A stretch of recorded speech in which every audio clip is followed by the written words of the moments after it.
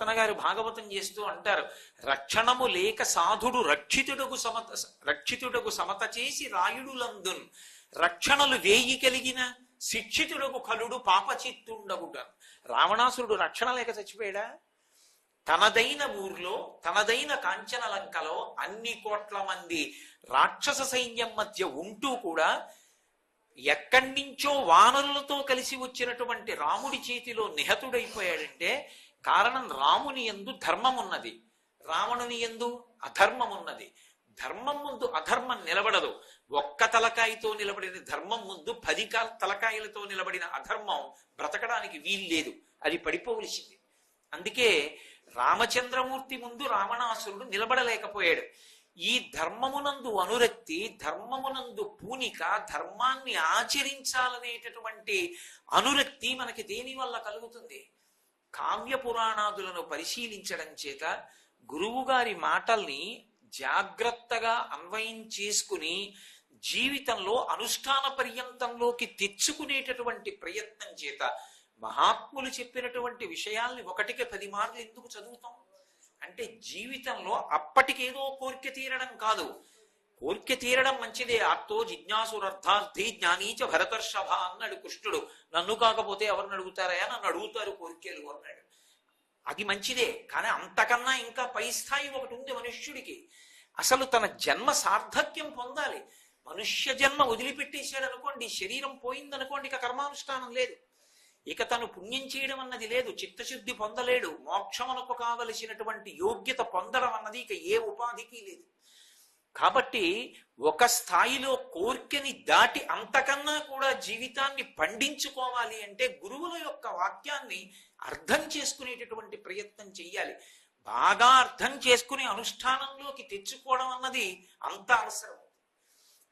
ఇది మనకి ద్రౌపదీదేవి వృత్తాంతంలో, విరాట పర్వంలో ద్రౌపదీదేవి చేసినటువంటి ఒక్క నమస్కారానికి సూర్యనారాయణమూర్తి అనుగ్రహించాడు అంటే ఆమె ఒక మాట చెప్పింది, నేను పాండుపుత్రులకేను తప్పని మనము కలదాని నగుదునేనినో కమలమిత్ర అంది. ఈ దేశంలో పతివ్రత యొక్క జీవితం ఎంత గొప్పదో నిరూపణం చేసింది. ఇంకేం అక్కర్లేదు, భర్తని అనుగమించుట ఆ ధర్మం కాపాడేస్తుంది.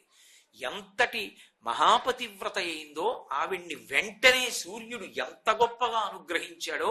అసలు మహాభారతంలో మళ్ళీ 12 ఏళ్ళు అరణ్యవాసానికి వెళ్ళిపోవలసినటువంటి పాండవుల్ని కూడా సూర్యనారాయణమూర్తి ఎంత వైభవోపేతంగా కాపాడాడో, కాపాడి వాళ్ళని కష్టముల నుంచి గట్టెక్కించి మళ్ళీ సంతోషంగా వాళ్ళు రాజ్యాధికారం పొందేటట్టుగా కథ నడిచింది అంటే కీలకమైనటువంటి ఘట్టంలో సూర్యనారాయణమూర్తి చేసుకున్నటువంటి జోక్యం. ఆయన ఎంత కర్మసాక్షి, ఎంత కర్మాకర్మ ఫలప్రదాత, ఎంత ధర్మానురక్తి కలిగిన వాడు అన్నదానికి మహాభారతంలో సూర్యనారాయణమూర్తి వైభవంగా ఇదొక ప్రబల తార్కాణం. కాదు అసలు మీరు జాగ్రత్తగా పరిశీలిస్తే సూర్యుడితో ముడిపడి మహాభారతంలో ఎన్ని కీలక ఘట్టాలు సంభవించాయి. ఆయన అనుగ్రహం కానీ కించిత్ లోపించిందనుకోండి, అసలు పాండవులు గెలవడం అన్న మాట లేనేలేదు. పాండవులు గెలిచారు అంటే ఆ సూర్యనారాయణమూర్తి యొక్క అనుగ్రహమే కృష్ణమూర్తి యొక్క అనుగ్రహంగా ప్రసరణం జరిగింది పాండవుల యందు. ఒకానొక సందర్భంలో విరాట పర్వంలో ఎంత కీలక ఘట్టం సంభవించిందో అలాగే యుద్ధం జరుగుతున్న రోజులలో కూడా అంత కీలకమైనటువంటి సన్నివేశము ఏర్పడింది. ఒకప్పుడు సింధు సౌరాష్ట్ర దేశములను పరిపాలించినటువంటి వృద్ధక్షత్రుడు అనబడేటటువంటి ఒక మహారాజుకి కుమారుడు కలిగాడు. ఆ కుమారుడికి జయద్రథుడు అని పేరు పెట్టుకున్నాడు. ఆయననే సైంధవుడు అంటూ ఉంటారు. ఆ కుమారుడు పుట్టిన తరువాత అశరీరవాణి పలికింది, నీ కొడుకు పుట్టాడని సంతోషిస్తున్నావు, కానీ నీ కుమారుడు ఏమరపాటుతో ఉండగా ఒక ఉత్తమ క్షత్రియుడి యొక్క బాణము చేత వీడి తల తెగి పడిపోతుంది అని. తన కొడుకు తల, ఆ కొడుకు అప్రమత్తుడై ఏదో వేరు విషయం మీద శంకతో ఉండగా ఉత్తమ క్షత్రుడి యొక్క బాణానికి తన కొడుకు తల తెగి పడిపోతుంది అన్న మాట అశరీరవాణి అనడం విన్నటువంటి వృద్ధక్షత్రుడు కొడుకు ఎక్కడ మరణిస్తాడో అని బెంగ పెట్టుకుని శాపం ఇచ్చాడు. నా కొడుకు తల ఎవడు తెగగొడతాడో, ఎవడు భూమి మీద పడేస్తాడో, నా కొడుకు తల భూమి మీద పడేసినటువంటి వాడి తల 100 చెక్కలవుగాక అన్నాడు. ఆయన ఉద్దేశం ఏమిటి? నా కొడుకు తల ఎవడు భూమి మీద పడేయడప్పుడు. భూమి మీద పడేయడంటే ఆయన తల తెగిపోయేటట్టుగా కారణం కాడు అని అతని ఉద్దేశం. అలా శపించాడు. ఎవరికి తెలుస్తుంది? సర్వజ్ఞుడు పరమేశ్వరుడు కాబట్టి ఆయనకు ఒక్కడికే తెలుస్తుంది. ఆ సైంధవుడు దుష్టమైనటువంటి నడవడగలిగినటువంటి వాడు. ఒకానొకప్పుడు ధృతరాష్ట్రుడు తన కుమార్తె అయినటువంటి దుస్సలని సైంధవుడికిచ్చి వివాహం చేశాడు. కాబట్టి ఒక విధంగా పాండవులకు కూడా బావగారయ్యాడు. బావమరిది ఎందుకు లక్షణం ఉంటుంది, బావమరిది బ్రతకగోరుతాడు అని. బావమరిది ఎప్పుడు తన బావగారు బ్రతికుండాలి, 100 సంవత్సరములని కోరుకుంటుంటాడంటే దీర్ఘాయుష్మంతుడు కావాలి అని. ఇప్పటి రోజుల్లో అయితే 100 ఏళ్ళు అని నా ఉద్దేశ్యం, కలియుగంలో ఆయు ప్రమాణాన్ని బట్టి. ఎందుకు అంటే చెల్లి యొక్క పసుపు కుంకుమలు ఆయన మీద ఆధారపడ్డాయి. అందుకే ఏ బావమరిదైనా బావగారు బ్రతికుండాలని కోరుకుంటాడు. కాబట్టి అందులో ఇంకా ఏ విధమైన దోషమైన భావన ఉండదు అని నమ్ముతాం. పాండవులకు కూడా సైంధవుడు బావగారు, అందుకని బావగారు బ్రతికుండాలనే కోరుకుంటారు ధర్మాత్ములు కనుక. పాండవులు అరణ్యవాసం చేస్తున్నటువంటి రోజులలో సైంధవుడు తన మిత్రుడైనటువంటి కోటికాస్యుడు అనబడేటటువంటి స్నేహితుడితో కలిసి సాల్వకన్యని చేపట్టడం కోసమని స్వయంవరానికి బయలుదేరి వెడుతున్నాడు. వెడుతూ అరణ్య మార్గంలో వెడుతున్నప్పుడు పాండవులు 5గురు ఏవో ఆహారం పచనం చేయడానికి కావలసినటువంటివి, దర్భలు, యజ్ఞం చేయడానికి కావలసిన సంభారాలు సేకరించడం కోసం అరణ్యంలోకి వెళ్ళారు. వాళ్ళు అరణ్యంలోకి వెళ్ళారు అన్న విషయాన్ని గమనించాడు సైంధవుడు. తన మిత్రుడు కోటికాస్యుడితో వెళ్ళిపోతున్నాడు. ఒక్కతే ఉంది ద్రౌపదీదేవి. పర్ణశాల బయటికి వచ్చి నిలబడి ఉన్నది. ఆమెకి రక్షణగా పురోహితుడు ధౌమ్యుడున్నాడు, పరిచారిక ధాత్రీయిక అని ఆమె ఉంది. అంతే, ఇద్దరే ఉన్నారు. సైంధవుడు తన మిత్రుడితో కబురు చేశాడు ద్రౌపదీదేవికి. కోటికాస్యుడు వచ్చి నిలబడినటువంటి వాడు సైంధవుడు రథంలో ఉన్నాడు, అంతటివాడు ఇంతటివాడు అని పొగిడాడు. ఆవిడ బంధుత్వాన్ని స్మరించి, నాకు వరసకి అన్నగారు అవుతాడు, ఎందుకంటే దుస్సల యొక్క భర్త కనుక, పాండవులకు బావగారు కనుక నాకు అన్నగారు. అన్నగారు వచ్చినప్పుడు చెల్లెలు ఆతిథ్యం ఇవ్వాలి. అంతటి వాడు వచ్చాడు, పైగా పాండవులకు బావగారు కనుక తాను ఆతిథ్యం ఇచ్చి పంపి తీరాలి అని పర్ణశాలలోకి రమ్మని ఆహ్వానం పంపింది. వచ్చినటువంటి సైంధవుడికి ఆవిడ ఏదో అతిథి మర్యాద సలపబోయింది. కానీ దుష్టమైన ఆలోచనతో ఉన్నటువంటి సైంధవుడు తనకి ద్రౌపదీదేవి పట్ల ఉన్నటువంటి కామాతురతని వెల్లడి చేశాడు. కామాతురాణం నభయం నలజ్జ, ఆమె వరసకి చెల్లెలవుతుంది. చెల్లెలైన దాని పట్ల కామాతురత వెల్లడి చేశాడు. ఆమె నీవు ఇలా ప్రవర్తించకూడదు అని సద్బుద్ధి గరపబోయింది. కానీ ఆ మాటలు వినడానికి సిద్ధంగా లేనటువంటి సైంధవుడు బలవంతంగా ద్రౌపదీదేవిని తీసుకుని రథంలో పెట్టి పట్టుకెళ్ళిపోతున్నాడు. రాజ్యభ్రష్టులై అరణ్యంలో తిరిగే భర్తలు నీకేం సుఖాన్ని ఇస్తారు? నేను దేశాధినాయకుణ్ణి, రాజ్య పరిపాలన చేస్తున్న వాణ్ణి, నన్ను చేపట్టమని రథంలో పెట్టి తీసుకెడుతున్నాడు. పాపం ధౌమ్యుడు వెంటపడ్డాడు, ధాత్రీకి వెంటపడింది, నచ్చ చెప్పే ప్రయత్నం చేసింది, వినలేదు, తీసుకుని వెళ్ళిపోతున్నాడు. ఆ రథంలో పెట్టి తీసుకుని వెళ్ళిపోతుండగా వెంటపడినా కూడా వినకుండా వేగంగా వెళ్ళిపోతుండగా వాళ్ళు చేసేది లేక వెనక్కి వచ్చేశారు. పాండవులు తిరిగి వచ్చారు. ఇలా సైంధవుడు వచ్చి ద్రౌపదీదేవిని అపహరించాడన్న వార్త చెప్పారు. పాండవులు వెంటపడ్డారు. ఆయన భయపడిపోయి ద్రౌపదీదేవిని కిందకి దింపి పారిపోతున్నాడు. పారిపోతున్నప్పుడు భీముడు అర్జునుడు వెంట తరిమారు. అప్పటి వరకు కలిసి వస్తే బాగుందనుకోవడం, వాతావరణం వెనక్కి తిరిగిందంటే పారిపోవడం భీరుల యొక్క లక్షణం. సిద్ధాంతం లేని వాళ్ళ జీవితం. ద్రౌపదీదేవిని కిందకి దింపేసి అక్కడ ఉన్న పొదలలోకి దూరిపోయాడు. వెనక తరువుకొస్తున్నటువంటి భీమార్జునులు ఒడిసి పట్టుకుని కింద పడేసి ఆయన శరీరాన్ని మల్లయుద్ధంలో విశేషంగా నొచ్చేటట్టుగా చేసి ధర్మరాజు గారు చంపద్దన్నాడు. ఎందుకని? చెల్లెలి భర్త బావగారు, చంపవద్దు, చెల్లెలికి వైధవ్యం వస్తుంది, ఒక్కనాటికి మనం ఆ పని చేయకూడదు, చంపకూడదు అన్నాడు. వెనక అన్నగారి శాసనం ఉంది. కోపాన్ని అణుచుకుని చెక్కులుగా తలంతా గురిగేశాడు. అంటే అంతకన్నా అవమానం ఇంకొకటి లేదు. యాగపశువుని కట్టినట్టు రథంలో కట్టి తీసుకొచ్చి ధర్మరాజు గారి యొక్క కాళ్ళ మీద పడేశాడు. ద్రౌపదీదేవి పకపక నవ్వింది. ఓరి పిచ్చివాడా, నేను ఇంతకు ముందు నా భర్తల యొక్క వైభవం చెప్తే అర్థం కాల, ఇంత జరిగాక ఇప్పుడు తెలిసి వచ్చింది. ధర్మరాజు కాళ్ళ మీద పడేస్తే ధర్మరాజు మహా తెలివైన వాడు. 1000 గుద్దులు గుద్దితే కలిగే బాధ కన్నా ఒక్క మాట చేత పాఠం చెప్తాడు. ఆయన అన్నాడు, భీమసేన, వీడికి శిక్ష వేయడం ఎందుకురా, వీడు ఇంద్రియములకు లొంగిపోయినవాడు, సరి అయినటువంటి బుద్ధి లేనటువంటి వాడు, ధృతి లేనివాడు, అల్పుడు, వీడికి శిక్ష ఏంటి, కట్లు విప్పి వదిలేయండి. ఆ మాట పొడుచుకు చచ్చిపోయాడు సైంధవుడు. కట్లు విప్పి విడిచిపెట్టారు. కానీ తప్పు చేసిన వాడు పశ్చాత్తాపం పొందడం కన్నా గొప్ప విషయం ఇంకోటి లేదు. ఆయన పశ్చాత్తాపం పొందలేదు. వెళ్ళి పరమేశ్వరుడి గురించి తపస్సు చేశాడు. పరమశివుడు ప్రత్యక్షమయ్యాడు. ప్రత్యక్షమై ఏం కావాలని అడిగాడు. ఆయన అన్నాడు, 5 పాండవుల్ని గెలిచే అవకాశం ఇవ్వన్నాడు. శివుడు అన్నాడు, ఎక్కడ ధర్మం ఉంటుందో అక్కడ రక్షణ ఉంటుందని అన్నాను కదూ, పాండవులలో అర్జునుణ్ణి గెలవడం అన్న మాట లేనే లేదు, నువ్వు గెలవలేవు. కానీ ఒక్కరోజు మాత్రం అర్జునుడు వినా మిగిలిన 4 పాండవుల్ని గెలుస్తావు, వరమిస్తున్నాను అన్నాడు. ఇదే కొంప వచ్చింది. తర్వాత మహాభారత యుద్ధంలో 13వ రోజు యుద్ధం జరుగుతున్నప్పుడు అర్జునుడు దూరంగా ఉన్నటువంటి సమయం చూసి అభిమన్యుడు పద్మవ్యూహంలోకి ప్రవేశించగానే ధర్మరాజు, భీముడు, నకులుడు, సహదేవుడు, సాత్యకి, ధృష్టద్యుమ్నుడు వీళ్ళెవ్వరూ లోపలికి రాకుండా విశేషమైన బలంతో అడ్డుపడిపోయాడు సైంధవుడు. అందుకే ఇప్పటికీ సైంధవుళ్ళు అడ్డుపడ్డాడు రా అంటారు. ఒక్కొక్కడికి భగవంతుడిచ్చిన శక్తి అలా విజృంభించి పాడు చేయడానికి పనికొస్తుంది. తాను అడ్డుపడ్డ కారణం చేత ఆ రోజున ఒక్క వీరుడు కూడా లోపలికి రాలేకపోయాడు, అభిమన్యుడికి సహాయం అందించలేకపోయాడు. అభిమన్యుడు మరణించాడు ఆ యుద్ధంలో. అయిపోయింది, ఒకరోజు వరం పూర్తి అయిపోయింది కదా. అర్జునుడికి మాట తెలిసింది. అగ్నిహోత్రంలా వెనక్కి వచ్చాడు శిబిరానికి. అన్నయ్య, ఎవరి వలన చనిపోయాడు నా కొడుకుని అడిగాడు. సైంధవుడి వల్ల చనిపోయాడు రా, శివుడిచ్చిన వరం ఉంది, ఒకరోజు ఆపగలడు, ఆపేశాడు రా, మమ్మల్ని అడ్డుపడ్డాడు, లోపలికి వెళ్ళలేకపోయామన్నాడు ధర్మరాజు. ఏ సైంధవుడు నా కొడుకు మరణానికి కారణమై పద్మవ్యూహ ప్రవేశం మీరు చెయ్యకుండా అడ్డగించాడో వాణ్ణి రేపు సూర్యాస్తమయం లోపల చంపేస్తానని ప్రతిజ్ఞ చేశాడు. ఒకవేళ చంపలేకపోతే ఇక నేను ఈ గాంధీవం విడిచిపెట్టేస్తాను, అస్త్ర సన్యాసం చేసేస్తాను, లేదా ప్రాణం తీసేసుకుంటాను, నేను కూడా ప్రాయోపవేశం చేసి శరీరం వదిలిపెట్టేస్తాను.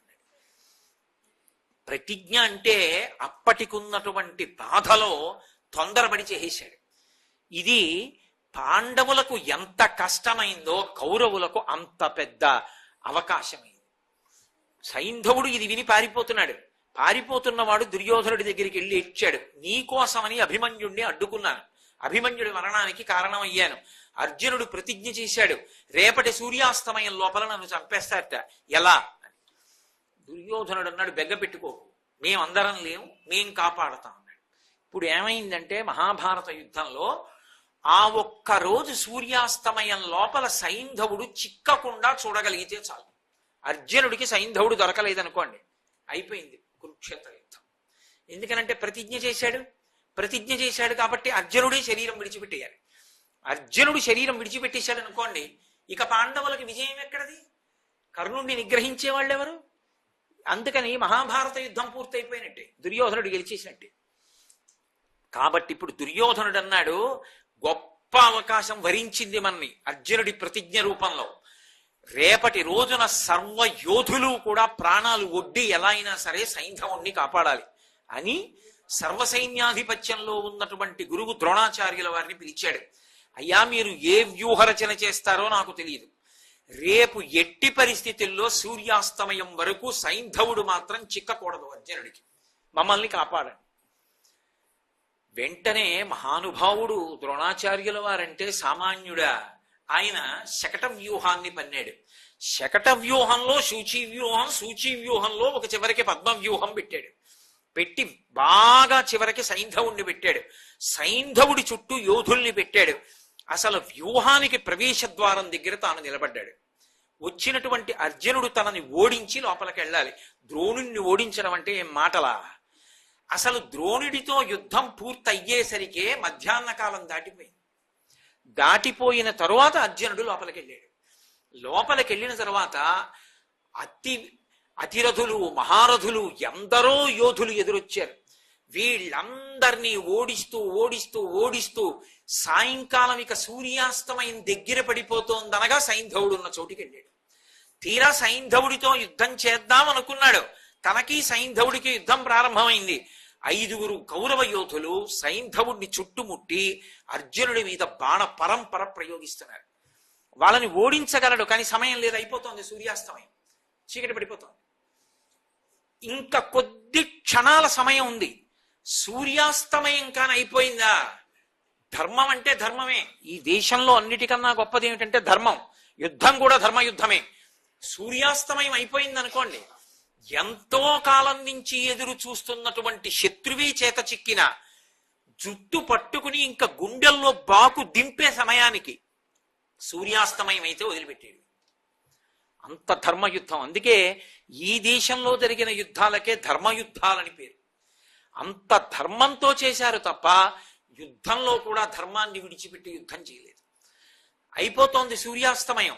సూర్యుడు ఒరిగిపోయాడా పశ్చిమాద్రికి, అయిపోయింది, కాలం అయిపోయింది. అర్జునుడి దగ్గర గాంధీవమే ఉండొచ్చు, పాశుపతాస్త్రమే ఉండొచ్చు, ఎన్ని అస్త్రాలున్నా నిరర్థకం. అర్జునుడు శరీరం విడిచిపెట్టాలి. అర్జునుడు శరీరం విడిచిపెట్టిన క్షణంలో మిగిలిన పాండవులు ఉండి లేనట్టి వారి. ఇంత ప్రమాదకరమైనటువంటి సమయం ఆసన్నమైపోయింది. సూర్యుడు పోని పక్షపాత బుద్ధితో మరికొంతసేపు ఉండొచ్చు ఆకాశంలో? ఆయన అలా ఉండడు. ఆయన అలా ఏదో తనవారని పక్షపాతాలు అలా ఉండడాలు అలా ఉండే అవకాశం లేదు. కాబట్టి ఒరిగిపోతున్నాడు. ఇప్పుడు ఏకంగా ధర్మం అన్న మాట ఎలా నిలబడుతుంది లోకంలో? పెద్ద ప్రశ్న కూర్చుంది. అప్పుడు కృష్ణ భగవానుడు చూశాడు. ఆందోళనలో ఉన్నాడు అర్జునుడు. 5 యోధుల్ని కొట్టాలి. కొట్టిన తర్వాత సైంధవుడి దగ్గరికి వెళ్ళాలి. మళ్ళీ సైంధవుడితో యుద్ధం జరగాలి. అప్పుడు ఆయన తల కొట్టాలి. అయిపోతుంది సూర్యాస్తమయం. ఇంత అర్జునుడు, ఇంత గాంధీవి, ఇంత సవ్యసాచి కంగారు పడిపోయాడు. ఎంతటి చీకాకు పడిపోయాడంటే తాను చేసిన ప్రతిజ్ఞ తనకు ఎదురొచ్చి నించుంది. అటువంటి సందర్భంలో కృష్ణ భగవానుడు అన్నాడు వెనక నుంచి, తగన్ చలము పెనగా చనదిక. మహానుభావుడైనటువంటి ఆ సూర్యుడున్నాడే ఇనుడు పశ్చిమ ధరాధరంబు చెరబోయి కావున నేనొక ఉపాయంబు నేడు కల్పించగా దానచేత కాని దాయవడడు అన్నాడు. ఓ అర్జున, తొందరపడకు. ఇక ఇప్పుడు నువ్వు ఇలాగే యుద్ధం చేస్తూనే సైంధవుణ్ణి చంపుతానంటే అవదు, చంపలేవు. ఎందుకో తెలుసా? నీ శక్తి లేక కాదు, సమయం లేదు, అయిపోయింది. ఇరుడు పశ్చిమాద్రిని చేరిపోతున్నాడు. ఒరిగిపోయాడా?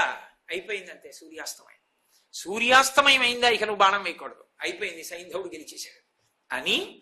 ఇప్పుడు నేను ఒక చిన్న ఉపాయాన్ని తయారు చేస్తాను అని ఆయనే, ఈయన కదూ భగవానుడు, ఒక మాయాతిమిరాన్ని సృష్టించాడు మహానుభావుడు. ఆయన సృష్టించినటువంటి ఆ మాయా తిమిరం సూర్యుడికి అడ్డెళ్ళింది. అసలే ప్రదోష వేళ, చీకటి పడిపోతోంది. నల్లటి మబ్బులు సూర్యుడిని కప్పగానే చీకటిగా అయిపోయింది. అయిపోగానే ఎవడో అన్నాడు, అయిపోయిందిరా సూర్యాస్తమయం, మనం గెలిచేసామన్నాడు. అనగానే అమ్మయ్యా సూర్యాస్తమయం అయిపోయింది, పశ్చిమ దిక్కుకి సూర్యుడు ఉరిగిపోయాడు. ఉరిగిపోయాడా లేదా ఈయనకి ఎందుకు, పక్క వాళ్ళు చెప్పరు. సంతోషంతో గబగబా వాహనం మీదకెక్కి మెడ నిక్కించి చూస్తున్నాడు ఇలాగా పశ్చిమ దిక్కు వంక. కొద్ది క్షణాల కాలం ఉంది, తిమిరం తొలగించాడు కృష్ణుడు. మళ్ళీ సూర్యుడు ప్రకాశం కనపడింది. అడిగో సైంధవుడి తల కొట్ట బాణం వేశాడు. ఎదురుగుండా నిక్కించి కనపడుతున్నాడు కదూ, తగినంత శ్రద్ధతో లేడు. అటు దిక్కు చూస్తున్నాడు. ఇటు తిరిగే లోపల అర్జునుడు బాణం వేసి కొట్టాడు, తెగిపోయిన తల. సైంధవుడి తల తెగి కింద పడుతోంది. కృష్ణుడు అన్నాడు, ఆ తల కింద పడడానికి వీల్లేదు, దాన్ని అలా బంతులాడు కాసేపు ఆకాశంలో అన్నాడు. మళ్ళీ బాణ, ఎందుకని వృద్ధక్షత్రుడి శాపం ఉంది. ఆ తలకాని కింద పడిపోయింది అనుకోండి, అర్జునుడి తల నూరు రక్కలైపో, అది కింద పడకూడదు. అందుకని బాణాలతో బంతులాడు ఆకాశంలో అన్నాడు. ఎలా అంతసేపు బంతులు ఎలా ఆడతాను? ఒక పక్క బాణం వేసి బంతులాడుతూ ఒక పక్క యోధులతో యుద్ధం చేస్తున్నాడు. వీళ్ళని నిగ్రహించాలి, ఆ బంతికి ఆ తల కింద పడకూడదు. ఏకకాలంలో రెండిటితో ఆడుతున్నాడు. వెనక్కి తిరిగి అడిగాడు, బావా ఎంతసేపు ఆడను ఈ తలతో ఇలా ఆట? ఆయన అన్నాడు, ఇప్పుడు నిన్ను రక్షించగలిగింది పాశుపతాస్త్రం ఒక్కటే. పాశుపతాస్త్రాన్ని తీసి అభిమంత్రించు. అభిమంత్రించి విడిచిపెట్టా తల మీద. ఎక్కడో వృద్ధక్షత్రుడు ఆ శమంతక పంచకం దగ్గర తపస్సు చేస్తున్నాడు.